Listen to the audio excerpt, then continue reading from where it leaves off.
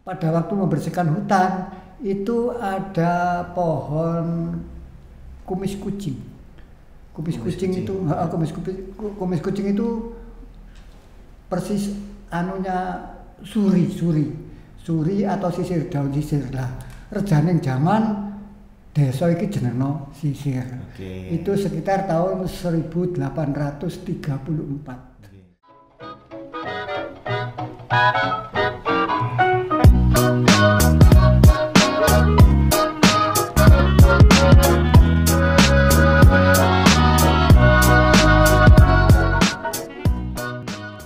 Ngopi Slur, ngobrol pintar sama Lurah.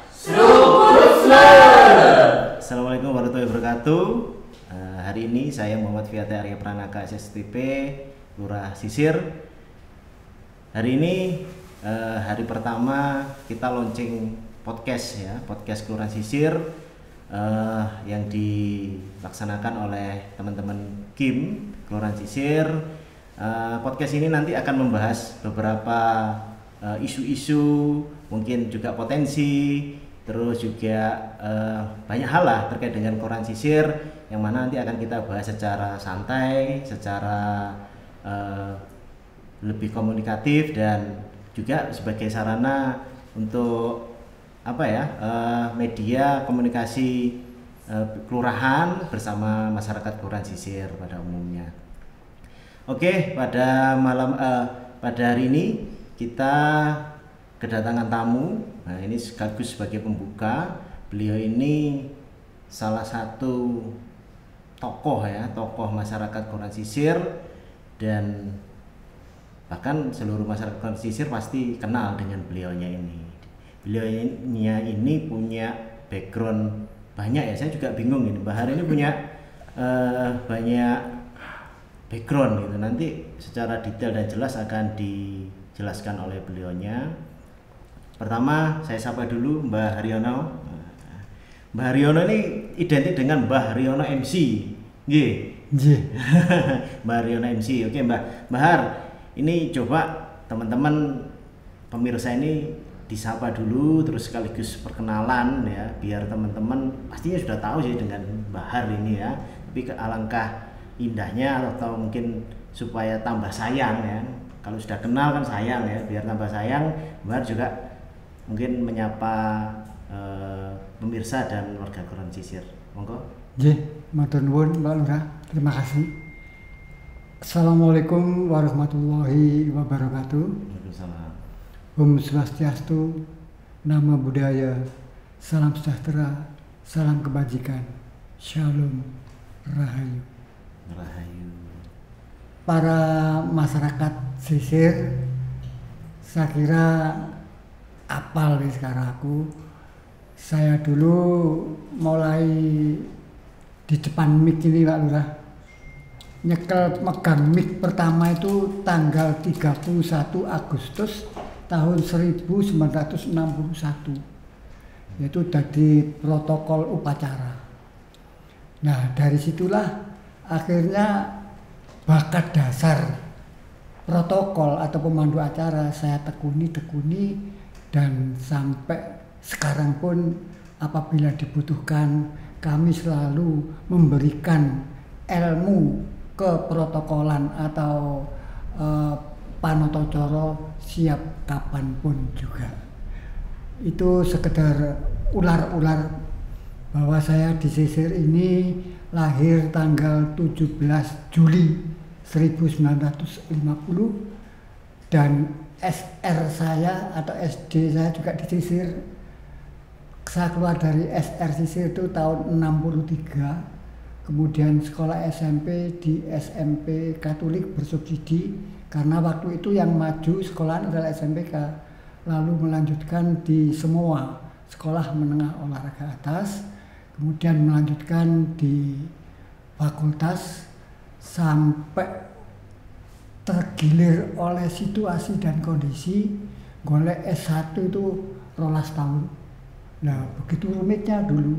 Tapi sekarang alhamdulillah dengan zaman digitek ini insya Allah arek Sisir gemilang pasti bagus. hidup arek sisir. Oke, itu tadi terkait biodata ya Mbah Har ya. Iya. Jadi Mbah Har ini umurnya sudah 22 tahun ya, atau 17 tahun? 23. Oh 23. Jadi beliaunya ini sudah masuk di umur 70 berapa Mbak sekarang? 73 ya, jadi luar biasa. Beliau ini dengan usia yang sudah 73 tahun tapi tetap semangat. Nah, cuman pada hari ini tadi Mbak Har sudah singgung terkait dengan keprotokolaran atau dunia MC ya, entertain yang sudah dijelaskan Mbak Har. Cuman pada hari ini karena beliau ini juga sesepuhnya Kelurahan Sisir. Jadi monggo Mbah, coba Mbah Har jelaskan mungkin sedikit ceritalah sisir itu apa sih Mbah? Dulu itu dijenengi sisir itu loh. Oh ya. Karena begini, semua nama-nama desa atau kelurahan di Batu itu mulai populer, mulai bergema itu setelah perang Diponegoro. Terbukti sebelum sisir itu ada yang namanya Temas, tapi sebelum itu juga sudah ada namanya Songgoriti, Songgokerto.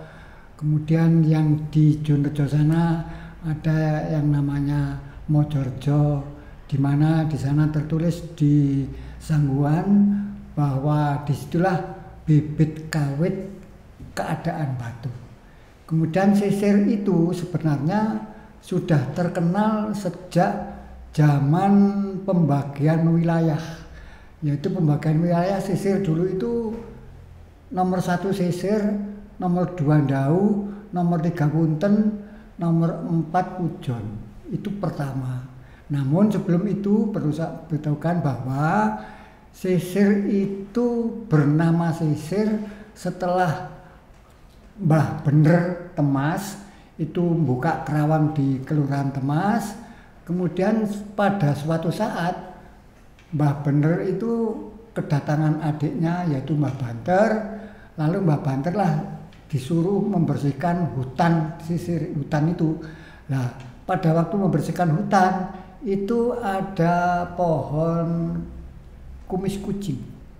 Kumis kucing itu persis anunya suri atau sisir, daun sisir lah. Rejaning zaman desa iki jenengno sisir. Itu sekitar tahun 1834. Jadi nama sisir ini karena pas babat alas banyak ditemukan kumis kucing. Tumbuhan kumis kucing itu tadi ya, yang mirip dengan sisir rambut ya. Suri. Makanya dinamakan sisir. Setelah jadi sisir ya, tadi juga disampaikan oleh Mbah Har. Nah, ini mungkin pemirsa juga kurang tahu ya. Siapa ini Mbah Bener, siapa Mbah Banter. Ya, ini supaya utamanya yang masih muda-muda ini Mbah Har, biar tahu yang namanya Mbah Banter itu siapa, Mbah Bener itu siapa. Ya.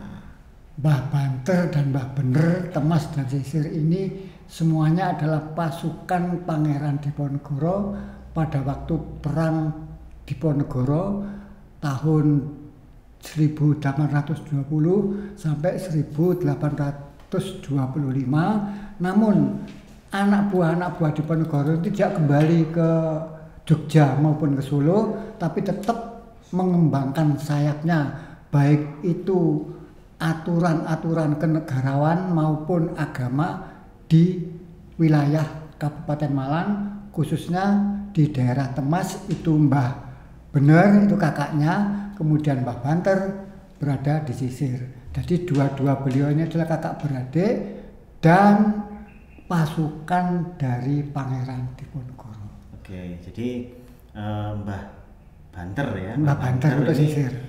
Pasukannya Pangeran Diponegoro. Yang babat alas Sisir. Terus gini Mbah, seperti kita ketahui kan sekarang kalau kita bilang Kelurahan Sisir ini kan di tengah kota, pusat keramaian dan mungkin bahkan alun-alun kota Batu ini letaknya kan di alun-alun ya, di Kelurahan Sisir ya. Jadi coba sih Mbah digambarkan sisir ini dulu gimana? Mungkin waktu Bahar masih kecil ya, masih kecil, sisir itu, gambaran sisir dulu itu bagaimana? Terus juga mungkin diceritakan sedikit perubahan-perubahan yang ada di koran sisir ini yang sekarang ini sudah istilahnya sudah padat lah ya, itu sudah padat, supaya kita itu tahu sejarah-sejarah wilayah koran sisir, minimal kampung, nama kampung ya kan. Mungkin kalau Bahar juga ingat ya, kita beberapa waktu yang lalu kita bahas tentang kebudayaan dan adat istiadat itu di masing-masing lingkungan itu ternyata punya ciri khas dan punya cerita masing-masing. Kalau yang mungkin sering kita dengar kampung Meduran, kampung Anyar, terus Kauman ya. Namun Bahar mungkin bisa sedikit digambarkan. Ya, setelah Banter bedah sisir, kemudian Mbah Banter juga mempunyai teman atau anak buah, yaitu yang pertama itu sinden, Pak. Sindennya Kraton. Bentar, Mbak. Sinden itu apa, Mbak? Sinden itu penyanyi. Oh, penyanyi. Ya. Nanti teman-teman nggak tahu sinden itu apa. Sinden itu penyanyi dalam bahasa daerah. Yaitu kemudian yang kedua itu namanya Diajeng Karsinah. Nah ini disuruh babat di Kali Putih. Kali Putih itu Kalisari, Gang Punden. Kemudian yang kedua adalah Mbah Sulastri. Mbah Sulastri ini dari Madura. Nah dari Madura ini pun juga mengembangkan sayapnya di Meduran. Akhirnya kampungnya jadi Meduran itu karena Mbah Sulastri asalnya dari Madura. Nah, sampai sekarang di Meduran pun di sana sudah berkembang seni budaya Madura itu sangat populer pada waktu itu, dan di Meduran itu mulai dulu terkenal namanya sanduk. Sanduk itu kesenian seni tari yang sudah diolah sedemikian rupa sampai sekarang pun iki wong tuwek ya sini. Monggo Mbak diminum dulu. Minum ya. Oh alah. Kopinya mumpung masih panas. Ya. Alhamdulillah.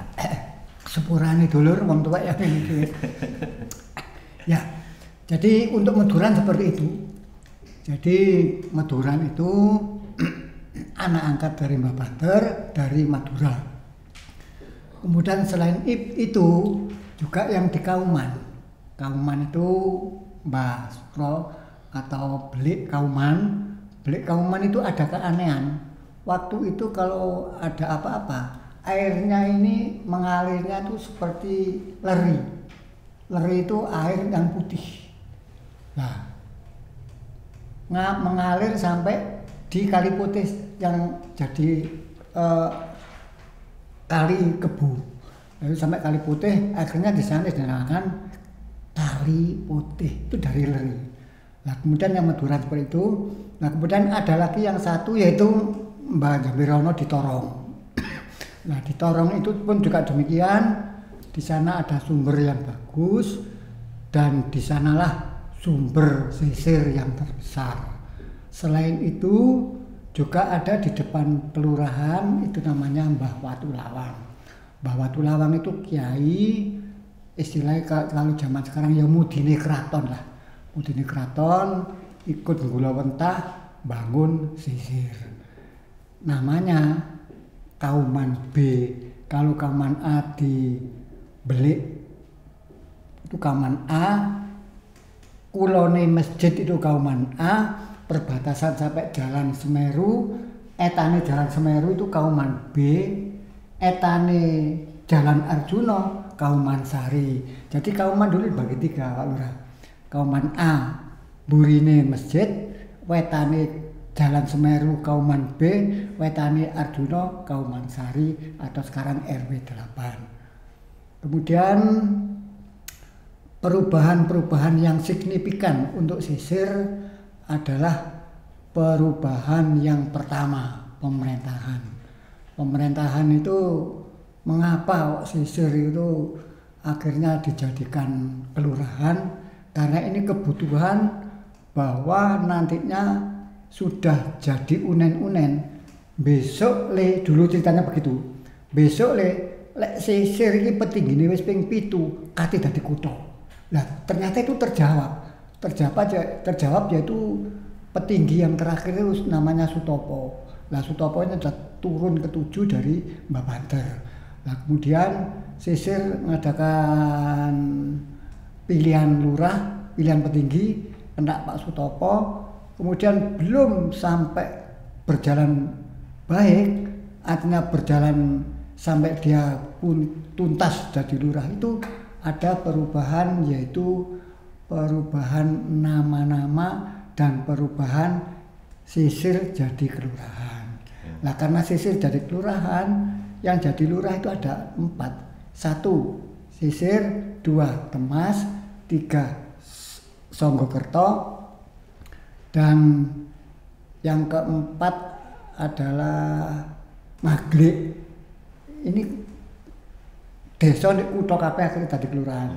Nah itu terjadi ya setelah 83-84. Namun setelah itu ada perbaikan lagi bahwa bukan sisir, Batu nanti akan dijadikan kotip, kota administrasi. Nah akan dijadikan kotip ini. Oke, nah ini masalah bahas kotip. Nah kebetulan Mbak Hari ini juga Pokja membentukkan kota Batu ya. Nah tadi saya sempat terpana ini Mbak. Jadi saya itu lihat ceritanya Mbak Hari ini detail ya. Jadi sudah 73 tahun masih ingat lah, maksudnya apa nama-nama terus apa sejarah-sejarah Kelurahan Sisir. Mungkin yang paling utama ini Mbak, kan Kelurahan Sisir ini kan apakah karena kan dulu masih ke Kabupaten Malang ya? Ya, ikut Kabupaten Malang. Terus apakah Sisir ini memang dari dulu kultur masyarakatnya, terus juga keramaian, terus juga pusat perdagangan itu memang di Kelurahan Sisir Mbak? Karena ya mungkin saya ini lahirnya soalnya tahun 90-an Mbak, saya masih 90-an. Saya tahunya di mana di sekarang yang jadi alun-alun itu memang dari dulu itu sudah tahunya saya dulu ya alun-alun ya. Gitu. Jadi alun-alun dulu itu sekitar tahun 1930 jadi pasar. Nah pasar itu juga berarti bukan sebelumnya pasar Mbak? Pasar. Yang membangunnya Hindia Belanda. Mengapa kok dijadikan pasar? Karena Batu itu sedari dulu adalah mempunyai penghasilan kalau saya boleh mengatakan adalah bunga dan sayur. Batu itu adalah penghasil bunga dan sayur. Atau dulu pernah saya mengadakan karnaval namanya Kabusa. Karnaval bunga dan sayur, karena itu asli Batu seluruhnya. Nah sisir, memang sisir itu jadi ibu kotanya Kawedanan Pujon. Jadi dulu tuh sebelum Kawedanan Pujon. Oke. Kawedanan itu apa Mbak? Kawedanan itu adiknya kabupaten. Jadi kabupaten itu terdiri dari kawedanan, termasuk Pujon. Ada Kawedanan Tumpang, ada Kawedanan Singosari. Atau di atasnya camat atau di bawahnya camat? Ya, Kawedanan anak buahnya ada camat. Oh, berarti koordinator camat. Koordinator camat. Namanya Wedono. Jadi di Batu, di Sisir itu adalah ibu kota Kawedanan Pujon. Artinya Kawedanan Pujon itu sebenarnya letaknya di Pujon. Mengapa diletakkan di Batu? Di Batu juga di Sisir. Karena apa? Hindia Belanda membangun Sisir, membangun Batu itu gunanya untuk istirahat, bukan tempat wisata. Makanya jalannya ya pendek-pendek, tidak lebar seperti sekarang. Jadi fungsi utama itu untuk tempat istirahat. Terbukti banyak rumah-rumah papak di seluruh Batu, mulai Tambuh, Temas, Sidomulyo, omah papak itu tempatnya kaum Gupermennya Belanda. Nah, itu tempat istirahat. Adapun perkembangan berikutnya adalah karena Pujon itu waktu Pujon ke barat itu miliknya RI, Republik Indonesia. Tetapi dari Pujon Pandesari ke timur itu miliknya Belanda. Oleh karena itu dari uraian saya yang singkat ini bahwa Batu itu adalah ibu kotanya Kawedanan Pujon. Semestinya Kawedanan Pujon itu terdiri dari Batu, Pujon, Ngantang, Kasembon. Kok dipilih Batu? Karena bangunan di Batu lebih bagus daripada di 3 kecamatan. Jadi alun-alun ini dulunya pasar ya Mbak? Pasar. Oke, ini mungkin yang membuat hampir kurang lebih 70% sampai dengan 80% warga Kelurahan Sisir ini mata pencariannya pedagang. Ada 3. Nggih, maksudnya yang lebih dominan ini kan ternyata pedagang ya. Karena mungkin awalnya dulu itu pasar itu Mbak. Ya, jadi Sisir itu sekali lagi dulu ada 3 kerjaan. Siji dagang, loro distan plat, supir, kernet. Lalu yang ketiga adalah kalau dapat saya katakan ya apa ya gak enak ini, tapi ya itulah apa itu? Siji petani ya, karena di sawah. Kemudian yang kedua pedagang karena pasarnya di Sisir. Kemudian yang ketiga kerjanya nyupir. Itu ciri khas. Jadi orang Sisir sing asli loh, yang saya katakan yang dulu itu orang Sisir itu mesti tahu dagang, tahu tani, dan tahu ngernet utawa nyupir. Sempurna Mbak. Sempurna. Ya. Oke. Ya itulah yang saya rasakan juga Mbak di Kelurahan Sisir. Jadi memang masyarakatnya di Kelurahan Sisir ini aktif pertama, terus yang kedua itu di dalam menerima program pemerintah itu mereka support gitu. Karena mungkin wawasan mereka itu luas, tahu dari tani, tahu dari pedagang, sampai dengan ngernet aja. Ngernet. Saya aja ngernet kok dulu. Oke, Mbak, selanjutnya terkait dengan perkembangan yang sekarang ini, menurut Mbak Har, mungkin Mbak Har ada pandangan ya, apalagi kita di Kelurahan Sisir ini di tengah kota, atau bisa dikatakan kita itu jendelanya Kota Batu ya. Betul.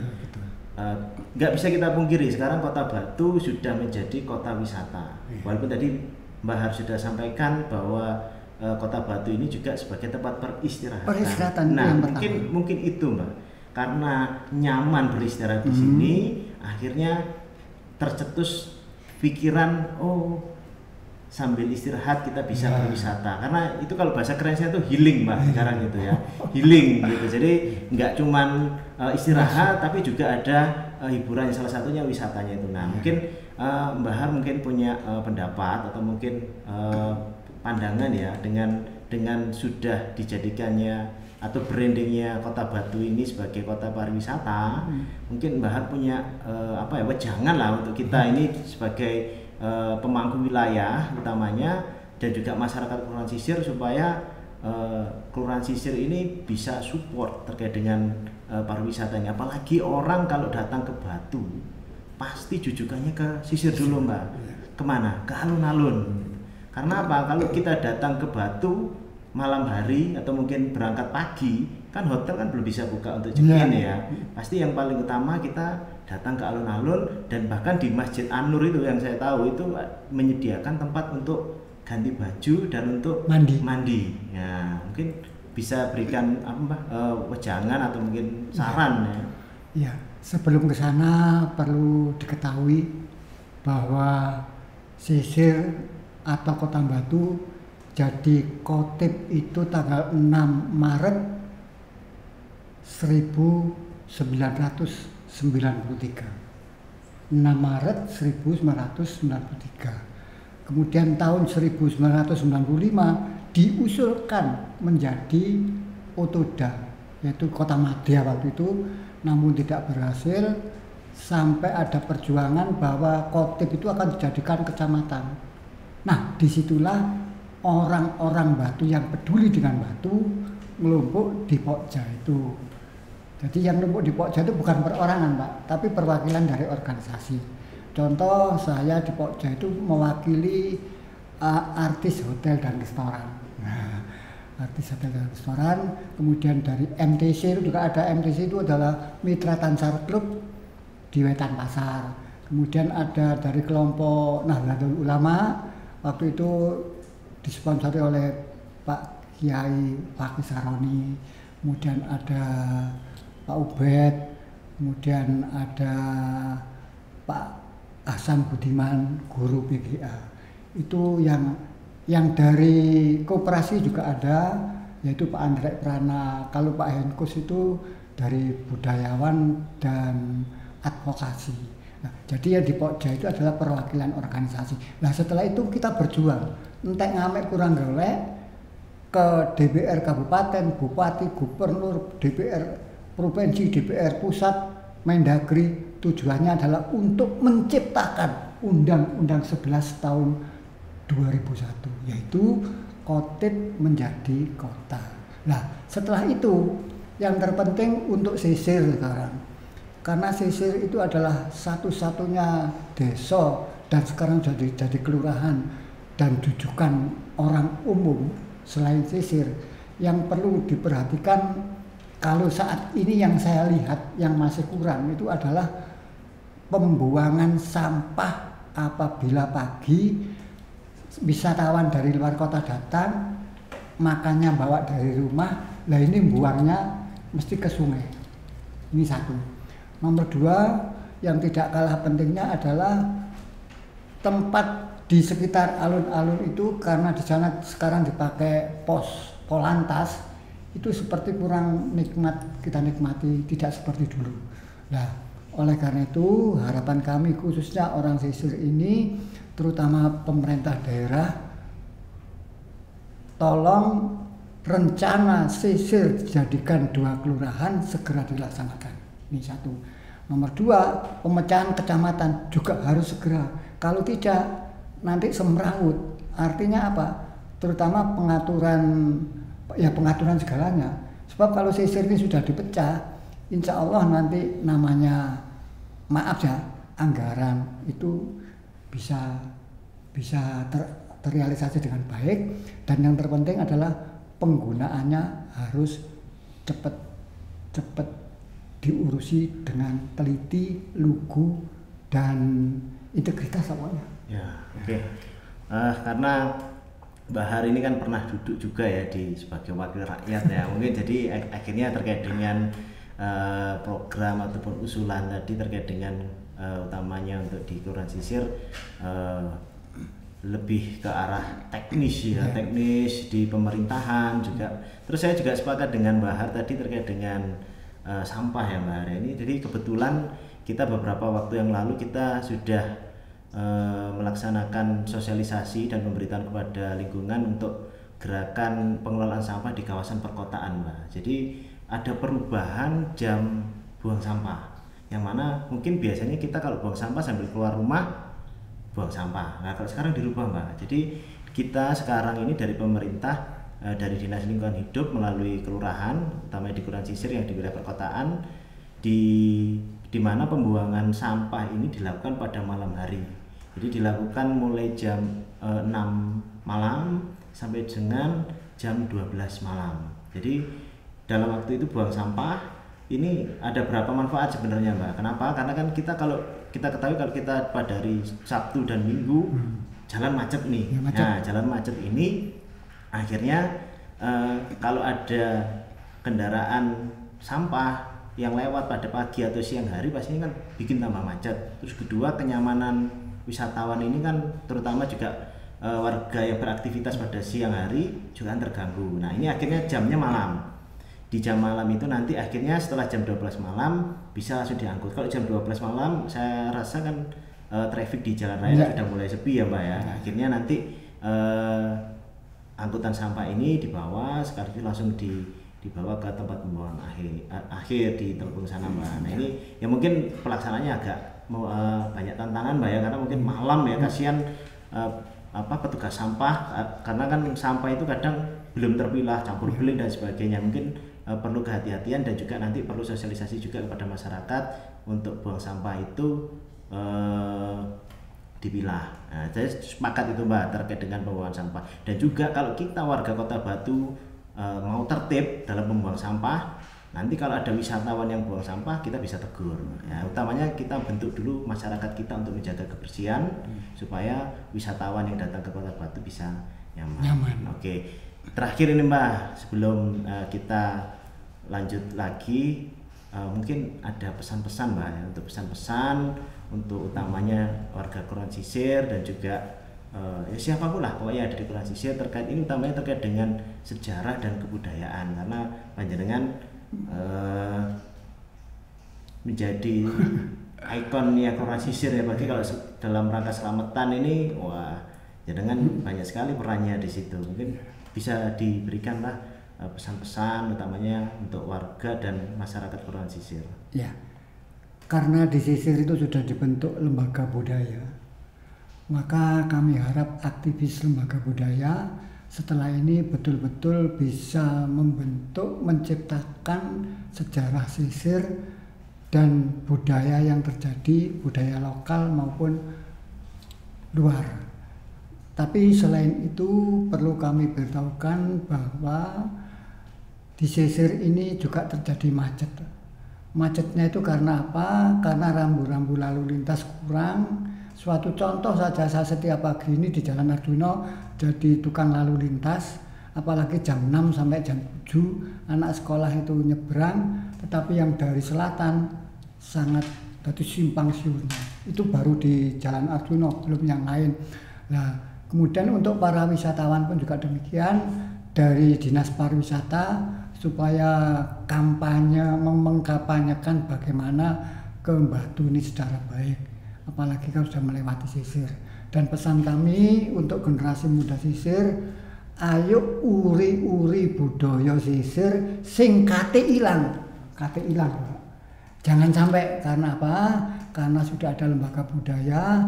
Setelah ini kita nanti akan membahas bersama di sana, dan tentu dengan sendirinya jangan melupakan pesan-pesan Pak Lurah Pinongko Petinggi Sisir dulur-dulur lah. Ngoten Pak Lurah. Terima kasih Mbah Har.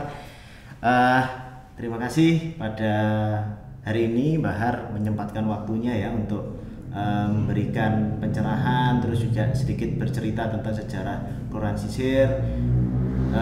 Semoga Mbah Har makin sehat ya, amin, sehat, amin. Terus juga tetap bisa berkontribusi untuk masyarakat dan juga bisa jadi contohnya pemuda yang untuk menjaga adat dan istiadat. Karena kalau panjenengan yang sepuh tetap menjaga adat istiadat dan budaya ini, pastinya yang muda-muda termasuk saya ini nantinya akan terpacu dan malu lah kalau sama Mbah Har nanti kalau nggak ikut menjaga juga. Oke, terima kasih. Pada hari ini kita sudah banyak sampaikan dan juga kita ulik beberapa pengetahuan Mbah Har ini terkait dengan Kelurahan Sisir. Selanjutnya jangan lupa saksikan Ngopi Slur di episode selanjutnya.